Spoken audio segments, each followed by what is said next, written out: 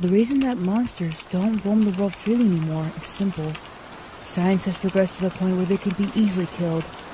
Monsters depended upon humanity remaining technologically inept.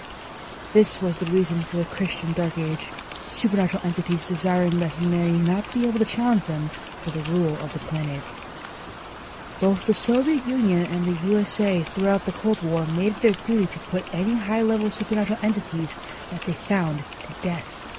Publicly, this was acknowledged only as testing for nuclear weapons. Nietzsche was wrong when he claimed that God was dead. The Soviet Union didn't put Yahweh to death until October 30th, 1961 for crimes against humanity. The leadership of both governments today, though, has fallen under their thrall again, and it is unclear who now will stand against them. Lesser supernatural entities are exceptionally vulnerable to heavy metals. Lead is quite effective, but depleted uranium is best. Single shots aren't deadly to them, but repeated hits can quickly stop them. Vulnerability to silver is disinformation, as it is far less effective than ordinary lead bullets. The advent of semi-automatic and fully automatic weapons brought the monster problem rapidly under control.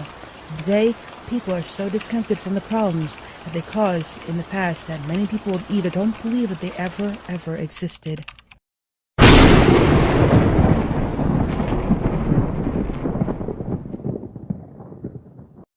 What I just read to you is a creepypasta called The Red Army Killed God. The Red Army Killed God refers to an early creepypasta first posted on the paranormal boards of 4chan on September 27, 2008. And as the title suggests, the story is set in the 70s in Soviet Union, where the Red Army captures God and uses his corpse to develop technology. The story gained traction on now defunct websites and is considered to be one of the inspirations to the Global Occult Coalition, one of the entities within the SCP Foundation, which has been confirmed by the SCP Foundation higher-ups after Lost Media YouTuber Kylie Bogley contacted them with the 4chan post. Despite the notoriety with the creepypasta, the story seemed to be lost for many years due to old 4chan threads being deleted by moderators.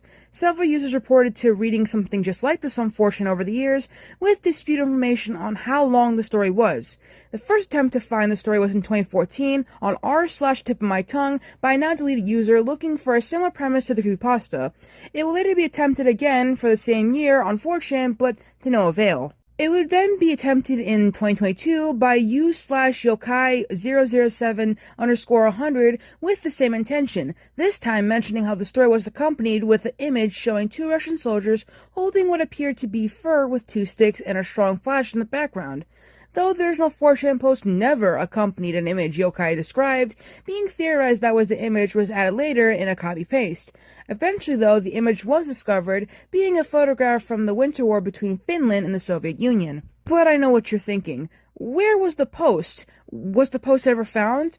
Well, the post would be lost for 14 years until December 20th, 2022, where Reddit user Alexalamalo found a 4chan thread from 2008 with the story very similar to the creepypasta after collecting and comparing testimonies.